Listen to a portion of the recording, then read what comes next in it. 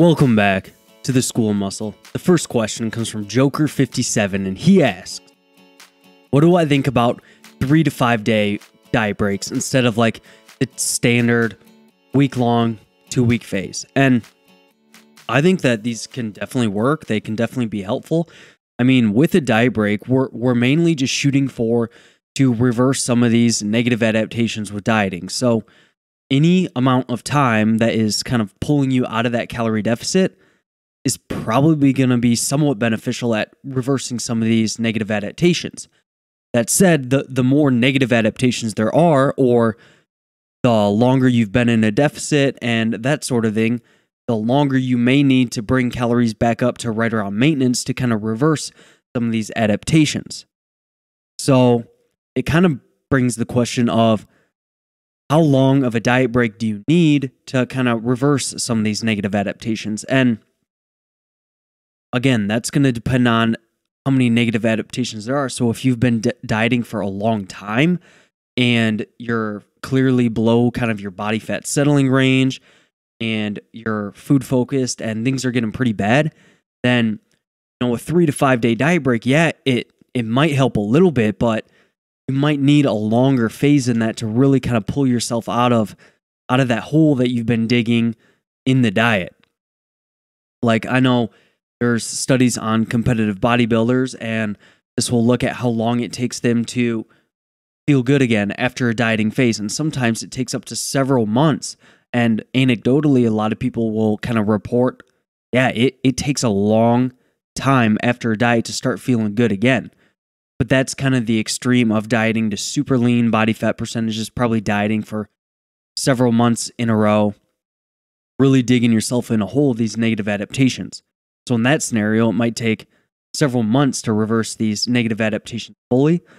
But in the context of someone just doing a more standard diet, it's gonna depend on those factors of how lean you've been getting, how long you've been dieting, how aggressive you've been dieting, how far off you are from your body fat settling point, all those things on how long of a diet break will be beneficial.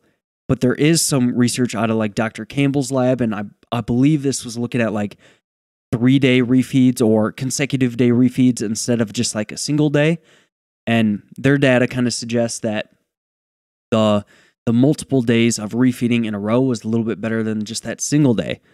So a 3 to 5 day kind of diet break or kind of refeed setup, yeah, I do think that it can still be beneficial for sure. But I'm not sure if it's going to be as beneficial as like a week-long or even like a 2-week diet break. But then again, if you only plan on dieting for a total of like 8 weeks, maybe you split that up with a 3 to 5 day diet break kind of in the middle there. And since you're not planning on dieting for very long, it's going to be a pretty quick cut. Then that might be enough to kind of keep those negative adaptations at bay so you can have a successful fat loss phase. So there's a lot of things to consider here, but I would say that a 3 to 5 day diet break, yeah, it definitely has merit, I think anyways. And, I think you could almost take an approach where if you did more frequent, shorter diet breaks, that might also work. So maybe you do a 3 to 5 day diet break every 2 weeks instead of a week-long diet break every 4 weeks or 5 weeks or whatever it might be. I've personally seen success with kind of a 3-on, 1-off approach towards 3 weeks dieting, 1 week diet break. It's kind of crazy how much it makes you feel like you're not even in a dieting phase. So that's kind of how I'd approach that. But I would say it's important to remember that with a diet break, our goal is to reduce the negative adaptations to dieting.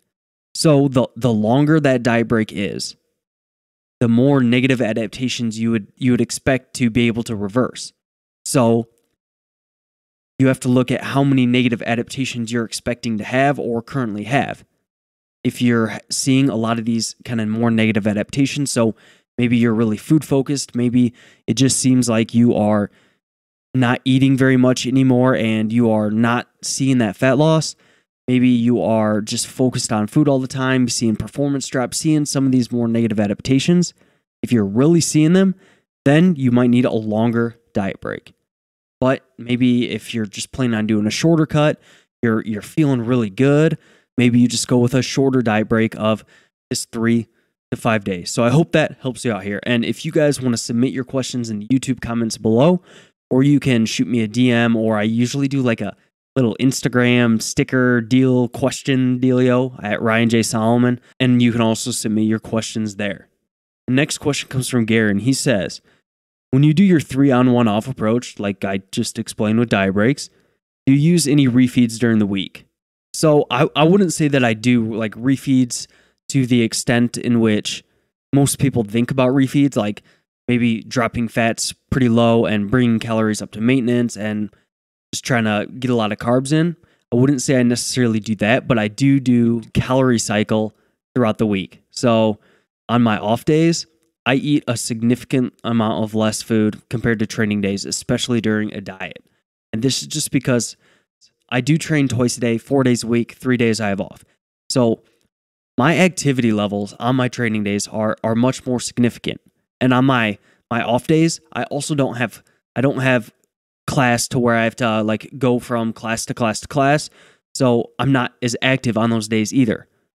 So in my scenario, I feel like it makes a little bit more sense. Now, again, this is me rationalizing with myself. So people are really good at rationalizing things, and I'm not an exception to that rule. But I believe that in my scenario, it makes quite a bit of sense. My appetite is more on my training days, and just eating more food on days I train helps me out a bit. Also, I really like having a non-linear approach to my calories in a deficit. It's almost like you dig on those off days a little bit, but then you kind of are rewarded a little bit more with more food, and you always kind of have something to look forward to rather than just thinking you're dreading through like the same calories each and every day. And I think that is pretty beneficial, especially from a mental standpoint. And I think that from a performance standpoint, if you have more calories, allocate that towards your training days, you can probably optimize your peri-workout window, which is probably more important when you're in a deficit, because you're having that more immediate food availability is probably more important because your food availability is a little bit more scarce. I have no idea. In a deficit, you don't have like fully stocked glycogen and other energy reserves like you might have when you're gaining. So in that scenario, I think it becomes more important. Having more calories on your training days will allow you to eat a little bit more food around this window, and I think it can help improve performance. So what specifically do I do? How much variation? Well, currently I'll have about 2450, 2500 calories on my training days. And I probably maintain at about 2900 calories, somewhere in there on training days. So I'm probably only in a, 300 to 500 calorie deficit somewhere in there on my training days. But on my off days, I go down to like 1950 calories. But I also think that my maintenance calories on my off days is more like 2600. So I still think that I'm only in like, you averaged it out, I'm still probably only in like a 500 to 600 calorie deficit each week. But I do see those fluctuations. And something that I do on my off days, and I recently created a video about like 5 things to manage hunger, and you can see that on my YouTube channel, but I'm not sure if it's out yet because I kind of batch record those, and I also batch record these, so I don't know. It's coming out relatively soon if it's not already out. But one thing I mentioned was that pushing that first meal back a little bit, especially when calories are a little bit lower, can definitely be beneficial. And on my off days, especially because I'm not training in the morning, I can kind of afford to push that first meal back. So instead of having like my pre-workout at 4:45 like I usually do, I'll push that first meal back till like 7:45 or 8, and then I'll just have meals. It just reduces my feeding window, and I find it's a little easier to go a little bit longer kind of in that fasted state rather than kind of opening up that feeding window, kind of getting the ball rolling, because I find that once I start eating, it can kind of be difficult for me to stop eating. And something that I've noticed throughout this dieting phase as well is that I was playing with having my last meal just be my dinner around like 6 or 7, and then I go to bed around like 10. Because I was just playing around with, hey, maybe it will improve my sleep a little bit if I push this last meal forward a little bit away from my kind of bedtime. Just because there's a little bit of research that eating right before bed might not be the best for sleep. But then again, some people like eating before bed because you might get a little bit of a serotonin release, and that could potentially help them fall asleep, and it might knock them right out. So definitely comes down to the individual. But the idea is that it can kind of be a cue. Eating can be a cue to like your circadian rhythm that, hey, we're awake right now. And it can potentially be a cue to be wakeful. That's not the same for everybody. I don't want to have you think that if you eat before bed, you're not going to be able to sleep, because that is not true. Okay? So don't get that in your head. I definitely think that eating before bed can be a fine thing to get to sleep, and it can potentially be helpful for some people. All right. So I don't want you to think that it's bad or anything like that. But I just wanted to try it out because I've never been a great sleeper, and I understand that labeling myself as never been a great sleeper isn't conducive to me improving my sleep. So I am improving. I'm trying to improve my sleeping is what I'll say. And in doing so, I was playing with pushing that first meal up, like I said. And what I found during this dieting phase was that pushing that first meal up, or pushing that last meal up and not eating before bed, kind of resulted in me going to bed pretty dang hungry. And then I would be just thinking about food a little bit more instead of just trying to relax and go to bed. And something that Emily Manugian talked about in our podcast, which hopefully I will link in the cards. I always forget to link these freaking videos, and then Wesley gets on me about, dude, you pointed to a video in your video and you're not linking it, and I feel like an idiot, but you know, it happens. So hopefully I'll link to that. But I had a podcast with Emily Manugian, which I definitely recommend you go and listen to. Really interesting on chrononutrition and things like that. But something she mentioned was that the drive to eat will potentially overdo that cue of being awake at night. So what do I mean by that? That didn't make a lot of sense hearing me say it. So yes, eating before bed can be a potential cue to tell the body, hey, we're awake, we're all good. But the drive to eat, those hunger cues, can override that and can be much more important for not letting people get to bed. It's like, hey, we have to go eat. We can't be sleeping right now. We have to go eat. So going through a deficit, it might make a little bit more sense to eat something before bed, so you kind of suppress that hunger cue so you can fall asleep and not have to be like, hey, we have to go eat right now. And I think that's something that a lot of people kind of anecdotally notice while they're dieting, is that they eat a little bit before bed. It kind of helps them stave off hunger and throughout the night. And I've definitely found the same. I've kind of brought that meal back before bed, closer to bedtime, about an hour before. And I find that helped kind of keep me full and didn't worry about it as much. But something I also noticed with that is that when you're dieting, there's going to be some hunger. Inevitably. It's going to happen, and you just kind of have to accept it and embrace it. And when I have that meal before bed, it almost like it opens up the floodgates a little bit. I finish that meal, and oh boy, do I want to go back in for some more food. But being the robot I am, I don't. And I go brush my teeth, and then it's like, well, now we really can't eat because we brushed our teeth and we don't want to taste that. But sometimes I'll be brushing my teeth and the toothpaste will start tasting kind of good. And that's just the ridiculousness of what your body will do while you're dieting. And I eat like super bland foods. It's ridiculous. I eat plain oatmeal with just a little bit of cinnamon and no artificial sweeteners or anything. I just go for it. And I also have salads where it's literally just spinach, some broccoli, cauliflower, and carrots, and I'll throw some like cumin on it. just season it a little bit. So like, no, I used to put artificial sweeteners on my salads, but I don't think that's a good idea. So I don't do that anymore. But I don't use like any condiments or Walden Farms or anything like that. And I'm starting to be able to taste like the sweetness of spinach leaves. Of spinach leaves. That's not a thing. They are not sweet, but I swear to you, I can taste the sweetness in those things right now.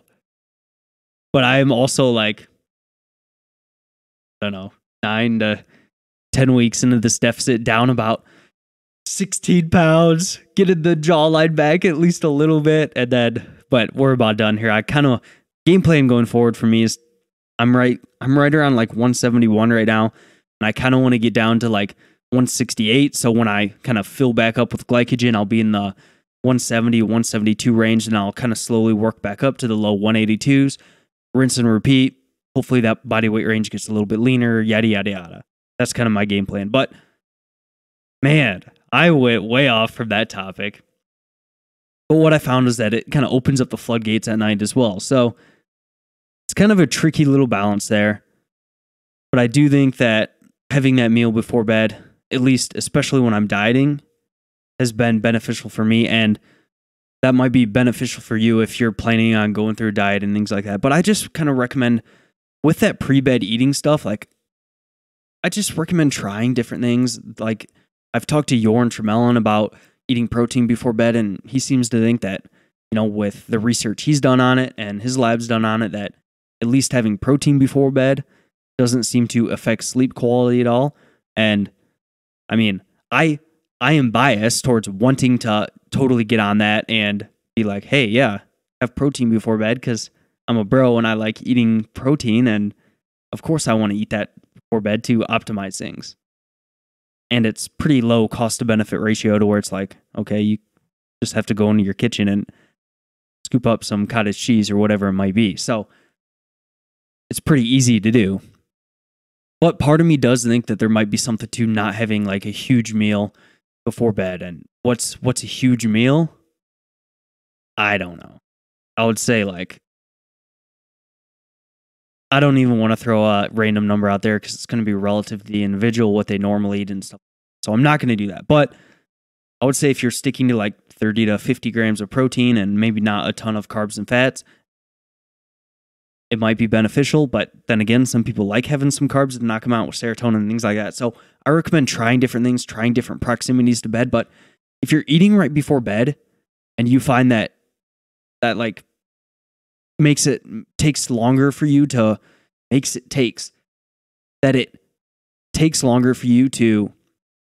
wind down after having that meal.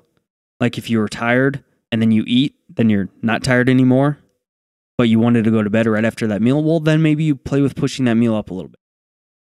Or if you find that, hey, I'm kind of hungry when I'm going to bed, then maybe you play with having a small snack before bed or something like that. I would just kind of play with things and see what works for you. So, Gary, do I have refeeds during my fat loss phase?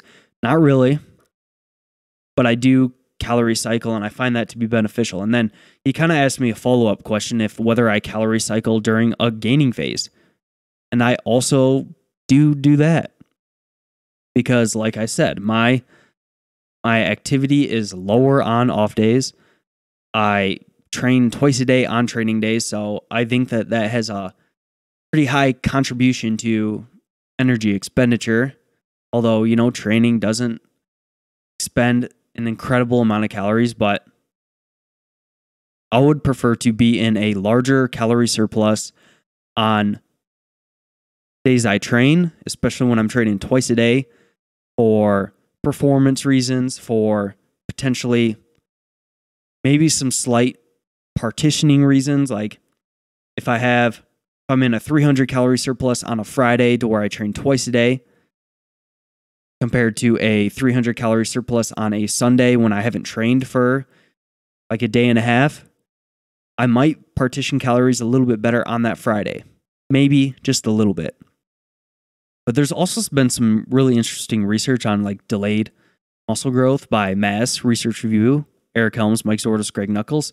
It kind of showed like delayed growth of up to like 10 plus days after training. But I think this was more so related to anabolic signaling versus like muscle protein synthetic response. But I also made a YouTube video about this that I know has already gone out. So you can go check that out. But I think it could potentially have a little bit of partitioning benefits, especially if my activity levels are different. Like, I do think that I burn a couple hundred more calories on my training days. So during a gaining phase, that's kind of what it is. It's like 200 to 300 calorie difference. It's not huge, but it does afford me a little bit more flexibility with my nutrition to kind of optimize my workout window to have a little bit more intra-workout carbs, which I will do during my gaining phases. I do incorporate some intra-workout carbs, and I find that to be pretty beneficial. So I don't want you to think that there's like something crazy special about calorie cycling or something like that, but I do think that there's situations where it's fine. And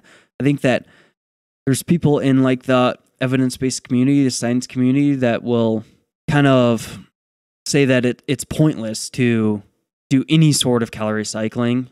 And, that could just be a general perception I have that's not really true if I sat down and talked to people across the board. But I feel like that's a kind of a perception that I have. And I think that there's situations where it does make sense. All right. So that's kind of how I approach that, Gary. And my next question is from Stolzen. And he said, at what body fat would you start using a diet break?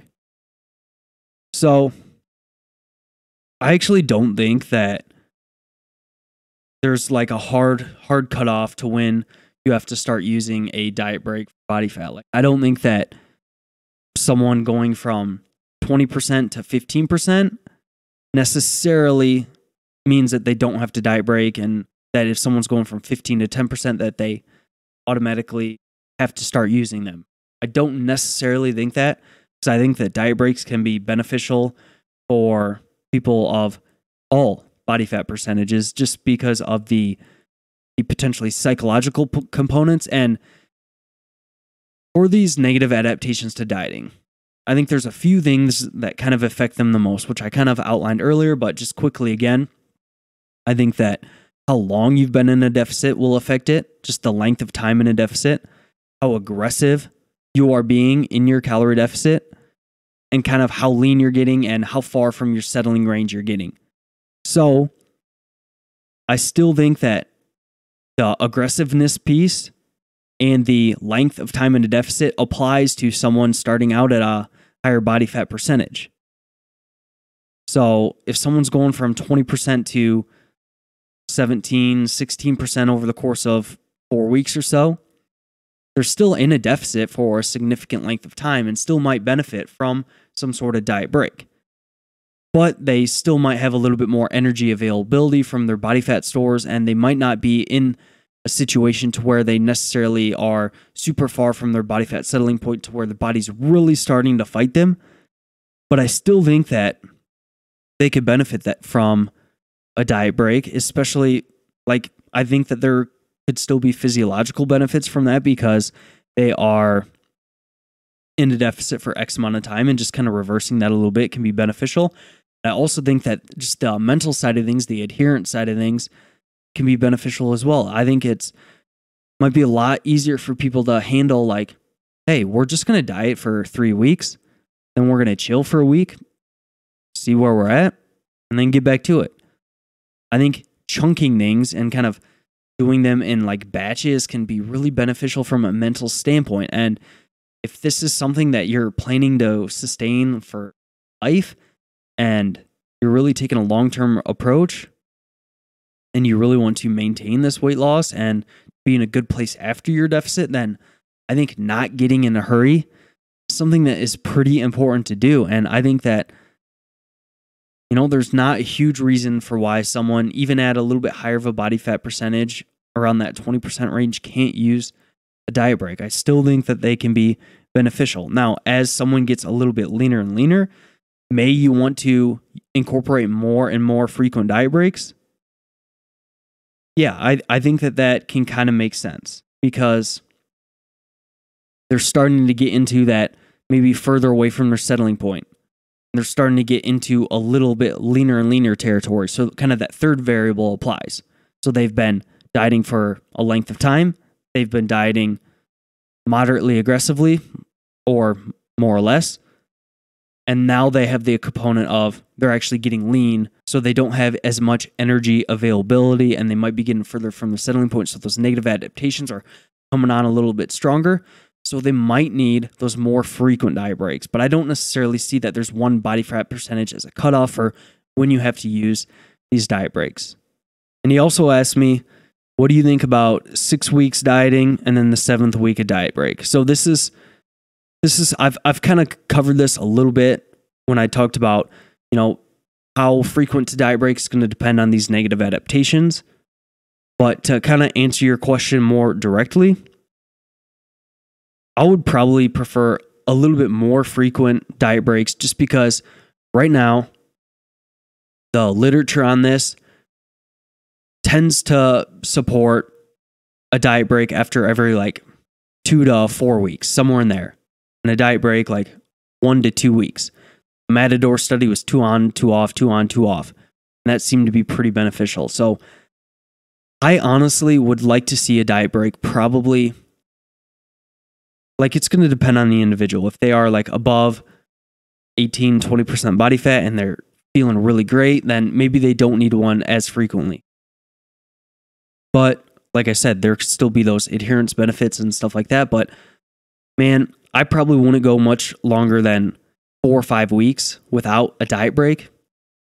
So I probably wouldn't push it up to 6 or 7, 8 weeks in a row without a diet break. I would probably go either 3 on, 1 off, 4 on, 1 off. That's probably where my starting point would be, especially if someone has a history of dieting or they need help with adherence, or if they don't have any particular deadline to where they have to be lean by and they really just want to get pretty lean and maintain that for a while and take that approach, then I would lean on more frequent diet breaks and less because I don't see a reason to really get in a hurry. So I hope that helps you out there, Stolzen. My next question comes from Shank. He asks, I think it was she, but they ask, for people with low total daily energy expenditure, would you still suggest lowering food over cardio, i.e. 3 to 4 low intensity sessions for 30 to 40 minutes a week? Yeah, so in the case of someone already having a pretty low total daily energy expenditure, would it make sense to add a little bit of cardio or energy expenditure so maybe you don't have to lower food as much because these people probably already have food pretty low? I still think that I kind of stand by using cardio as a last resort, even in this situation where someone has a little bit lower energy expenditure. Just because I think that if you start out doing 3 to 4 sessions of 30 to 40 minutes a week, that you only have a certain amount of time before you start adapting to that amount of activity. And then maybe after 2 to 3 weeks, you aren't really seeing a increase in energy expenditure from that activity as much. And you might have to bump it to 6 to 8 sessions of 30 to 40 minutes a week. And then I think that you're going to run in a scenario to where you're spending a ton of time on doing less cardio each week and not really getting very great returns on that. And I would recommend checking out my podcast with Herman Ponser, to where we discuss, constrained energy expenditure and how your activity kind of seems to be capped, because he's done research on Hadza tribes, hunter and gatherer tribes, and their energy expenditure isn't that much different than people in Western civilization, which is kind of ridiculous. So it illustrates the body's capacity to adapt to a certain energy expenditure and to kind of maintain a certain window of energy expenditure. And I think that the trump card here is food intake. And I think that dropping your food is going to be probably a better option in terms of time spent and that sort of thing. Now, if I had an athlete that was like, hey, I really like low intensity, steady state cardio. I really like just going on walks, listening to the School Muscle podcast, listen to my boys over at Revive Stronger. I really enjoy doing that. Listen to AJ Morris, all these guys. I can't even name them all. Jacob Skeppers, Skeppas, Sigma Nutrition, Iraqi Nutrition. There are so many good podcasts out there. Like, it's incredible. The Body of Knowledge by Andy Galpin. And then I listen to a bunch of other like non-fitness podcasts because I like that stuff too. So if they really enjoyed it and found it like a stress relief rather than something that just they have to do, that they have to tick off their box, that it's kind of annoying to do, then yeah, I would be on board with starting with that right away and being like, hey, let's use this as a stress management tool more so than an energy expenditure tool. If we expend a little bit of energy, that's probably good too. But I think that there's probably, some pretty significant diminishing returns like from a point. So maybe like 3,000 to 5,000 steps a day, maybe you get pretty good returns on that activity. And maybe you don't adapt as much to that low of activity. But then maybe going from 5 to 8,000 or maybe even up to 10,000, maybe you don't see nearly as good of returns in energy expenditure. That's kind of what I would expect. But man, talking to Dr. Ponser, it seems like he thinks this line of energy expenditure is going to be pretty low, where it might only be like, I don't know, 3,000 to 5,000 steps. And then beyond that, you might just adapt to that. I don't want this to sound like I'm recommending people just don't move all day, because there's aerobic benefits to heart health and things like that from doing some sort of aerobic activity.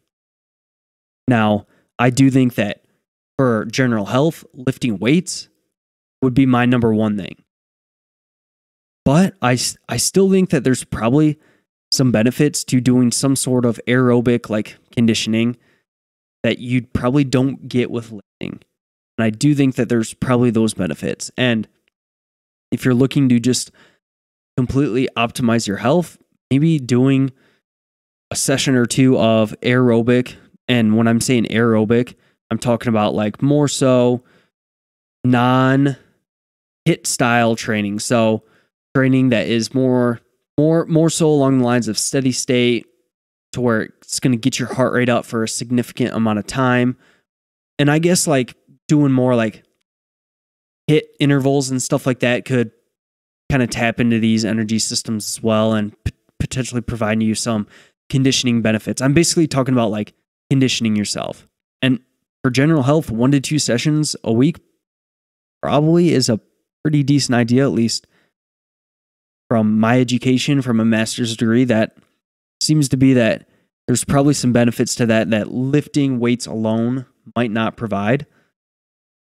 But if you're lifting weights, you're doing a hell of a job with that. So I make this point because I don't want to sound like I'm saying that you shouldn't move all day because you're not going to burn more energy. No, I don't want you to think that energy expenditure is the only thing that's important here. All right. So I do think there's just benefits from moving around, but I just think that if you're doing like 3 to 4 sessions of 30 to 45 minutes of lists a week for the purpose of just energy expenditure alone, I'm not sure how long you would still see those benefits of energy expenditure. And I would still pull back on the cardio as long as I can. Like maybe in the last few weeks of your dieting, then you pull the trigger on adding in a little bit of cardio. But I'd still pull back. And say someone's been dieting for 3 to 5 weeks and they've noticed that they've really hit a plateau. And I've made a video on weight loss plateaus, which you could definitely go check out. But say they hit a plateau. Well, what do you do now? Do you add cardio? Do you drop food? I would do neither. I would probably hit them with a diet break, bring calories back up to their new maintenance. And how do you find your new maintenance? Well, I'm guessing you knew about how many calories you maintained at to start your calorie deficit. All right. Take those maintenance calories during your gaining phase or when you're starting your calorie deficit. Divide that by what your body weight was for those maintenance calories. So you get how many calories you maintain at per pound of body weight. So now it's relative to your body weight. Now, at your new body weight, say you've lost 8 pounds, multiply how many calories you maintain on per pound of body weight or kilo by your new body weight, and that should get you in a pretty good general range. Now, during a deficit, your total energy expenditure seems to reduce at a rate more so than what we would expect for just body weight losses alone. So that maintenance number might be a little bit higher. So it might be a little bit better to be a little bit more conservative with that number rather than aggressive. So maybe if it comes out to be your new maintenance is 2550, maybe you just go a little bit conservative and go 2500. But then again, I think that if you're in a 50 to 100 calorie surplus on a diet break, then it's probably not going to be a huge deal either, because you might upregulate your activity to kind of wash that out anyway. So I wouldn't get caught up on that too much, and I would probably just keep it simple and multiply it by how many calories you maintain on per pound of body weight, eat at maintenance for that week. And then I would start the deficit again and see if it kind of fixes that plateau a little bit, if it kind of upregulates, reverses some of these negative adaptations that could potentially be happening to your metabolism, things like that, and see if that results in weight loss without having to reduce food and cut calories. And that's the same thing, and do any cardio or anything like that. Like at some point, you're probably going to have to reduce food because you're just losing body weight and that sort of thing. But tossing some diet breaks in there potentially help that out. And that's kind of how I would approach that. So I would still use cardio as kind of a last resort there. Thank. And my next question comes from John. He says, I now finish a set with 1 to 2 reps in reserve, but feels too easy going with 3 to 4 reps in reserve. And I don't change load across the mesocycle, but I add sets and try to keep 1 to 2 reps in reserve. Is this not optimal? So, John, it sounds like you kind of train at consistent 1 to 2 reps in reserve across the mesocycle, but you accumulate sets instead of like adding load. So, my next question would be if you add reps. You add reps, then I would say that you're probably right on track to doing things right and making progress. And just adding sets, there is some research to where people just add sets across the mesocycle and keep the same load, same reps, and that sort of thing. They still grow a significant amount. So I do think that that can still be a way to overload and apply that overload, stressful overload, to your muscles and result in an adaptation, as that is also what's seen in the literature. So that makes a lot of sense. And I do think that that approach can work. But I do think that at some point over the long term, man, you're probably going to need to be adding some load, adding some reps, and doing that sort of thing. So let's first tackle your reps in reserve. So I think that with reps in reserve, here's what I would do. I would keep it really simple and say you have a 4-week training cycle. For your first 2 weeks, just try to shoot for 2 to 3 reps in reserve. 2 to 3 reps in reserve for, especially for your big compound lifts. And then for your final weeks 3 and 4, your final 2 weeks, then you can train with either 1, 2 reps in reserve, and maybe that final week on your final sets, go ahead and take them to failure for some of your compound lifts. I wouldn't take all your compound lifts to failure, like deadlifts. I might not push those all the way to failure just because there might be not a very good risk reward with that. But on your isolation lifts, man, across your mesocycle for weeks 1 and 2, I think you're fine taking those to 1 to 2 reps in reserve across the mesocycle, and then maybe in that final week you take those isolations to failure. I think that would be a fine approach, and you would still be able to like manage fatigue with that approach and see great results with that reps in reserve. But in doing so, you're kind of running up to like I don't know when to change load. So I would change load when you can complete a set with the same amount of reps, but it no longer meets your reps in reserve you're shooting for. So if you're shooting for 2 reps in reserve for your weeks 3 and 4 for barbell back squats, and you did 250 pounds for 10 reps in week 2, and you come back in week 3 and do 250 pounds for 10 reps, and you think you have like 4 reps in reserve, then you increase load. So I increase load as a way to reach my reps in reserve target. So I prioritize sets and reps in reserve kind of overload, but I still try to be strict with adding load when I can. And when I'm not reaching that 2 reps in reserve or whatever I'm doing. If I have finished a set and I have more reps in reserve than I want for a particular number of reps, then that's when I add load. And the idea with kind of working with lower and lower reps in reserve across the mesocycle is that you should be able to add load. Because if you did 250 on the squat for a set of 10 with 4 reps in reserve in week 1, then when you're training with 1 or 2 reps in reserve in your final weeks of your training program, you should most likely have to use more load to reach that 1 to 2 reps in reserve. So it might be like 270 or something like that. And then hopefully you take a deload, drop some fatigue, and then you come back in week 1 and maybe you're doing 260 pounds for a set of 10 with 4 reps in reserve. 10 more pounds than the last mesocycle. Like that would be a crazy rate of progress for like an intermediate trainee across the entire year of training, adding 10 pounds each and every month. That would be pretty awesome. I'm not saying it's out of the realm.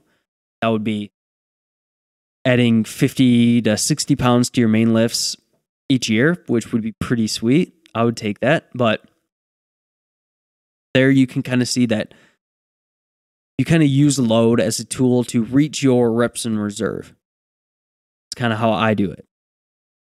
But I still really try to track progress and get stronger for a certain number of reps across my entire macro cycle. Really try to compare like week 1 to week 1 of mesocycle 1 versus mesocycle 2 and see if I'm actually getting stronger. Because that's a pretty good indicator of growing or not. So I hope that helps you out there. You were kind of confused on, not adding load and whether it's optimal to not add load. And I think that you should still try to add load. And that if you program in a way to gradually work closer and closer to failure, that should automatically result in you adding load because you have to add load to reach your reps in reserve target. All right. So try to add load to reach your reps in reserve target, and over time, try to be objective because, some people will sandbag their reps in reserve and will say, oh, okay, that probably met my reps in reserve. And reality, they maybe should have added some load. All right. So still try to add load, but not to the point to where you are like totally missing your reps in reserve range. All right. So hopefully that helps you out. The last question for this Q&A is from Shafi Zadeh. And they ask, does sugar and simple carbs waste protein? So I believe this is kind of getting to the point of protein quality. So in like really sugary foods and foods with simple carbs, it might have like trace protein of like 2 to 3 grams of protein. And is this just kind of a waste of protein? Well, from a muscle building standpoint, we probably want like the essential amino acids, especially like leucine, isoleucine, and valine, the branch chains, and especially leucine seems to be kind of the main stimulator of muscle protein synthesis, which results in the synthesization, I don't know if that's a word, of muscle proteins, which results in muscle growth. So having some leucine is important and will probably indicate a pretty quality protein. But I wouldn't necessarily say that protein from non-quality sources is necessarily wasted. I think it still contains amino acids that are potentially beneficial. So I still would count them. I would still track them, but I would still shoot to get, probably 30 grams plus of kind of a quality protein source per meal. I think that if you're doing that or getting pretty close to that 30-gram range of a nice kind of quality source from meat, fish, eggs, dairy, whey protein, all that sort of thing, then you're probably pretty close to at least maximizing that muscle protein synthetic response, and then you're doing pretty good. So I wouldn't necessarily say that you're wasting them or that they don't count at all, because I would still count them. But as a general recommendation, I would still try to get, 30 plus grams of a quality protein source at each and every meal that has a significant amount of leucine. I think like 3 grams of leucine, somewhere along those lines, gives you a pretty maximal stimulus in muscle protein synthesis, and that works out to be like 20 to 40 grams of protein quality source. So that's kind of what I would focus on there, and I wouldn't necessarily worry about if it's kind of like wasting it or not, and I would just kind of shoot for that like 30 plus grams of a quality source. So I hope you enjoyed this. If you took something away from it, if you took value from it, I really appreciate you guys like sharing these on your stories. Definitely means a lot to me. Make sure to drop your questions below, shoot me a DM, and I'll see you in that next one.